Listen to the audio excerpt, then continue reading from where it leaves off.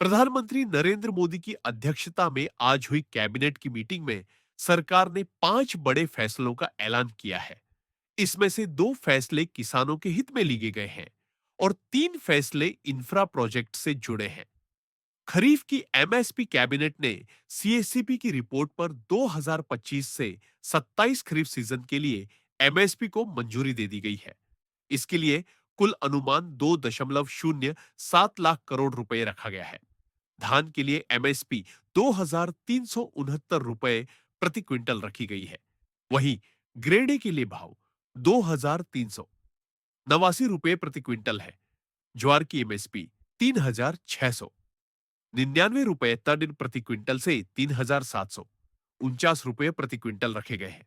अरहर के लिए एमएसपी 8,000 रुपए प्रति क्विंटल रखी गई है। मूंग की एमएसपी 8,768 रुपए प्रति क्विंटल है। किसानों को कर्ज में राहत।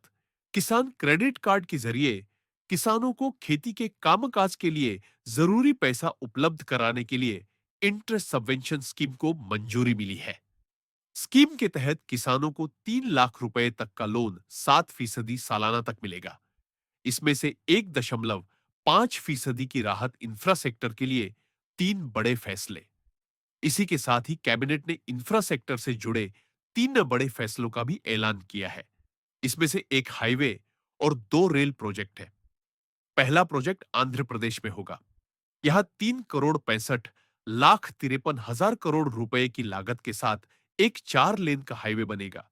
प्रधानमंत्री मोदी की अध्यक्षता में कैबिनेट ने 5 अहम फैसलों को मंजूरी दी।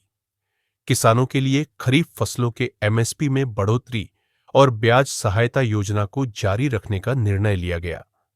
मोदी कैबिनेट ने लागत से 50% ज्यादा एमएसपी को मंजूरी दे दी है।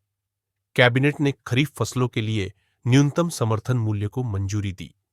मंत्रिमंडल ने विपणन सीजन 2025-26 के लिए 14 खरीफ फसलों के लिए न्यूनतम समर्थन मूल्य एमएसपी बढ़ाने को मंजूरी दे दी है। यह वृद्धि भारत में उत्पादन की भारित औसत लागत के कम से कम 1.5 गुना के स्तर पर तय की गई है, जैसा कि 2018 से 19 के केंद्रीय बजट में घोषित किया गया था। परियोजना की विशेषताएं। 4 लेन का राजमार्ग। यह परियोजना आंध्र प्रदेश में यातायात की सुविधा और सुरक्षा में सुधार के लिए एक महत्वपूर्ण कदम है।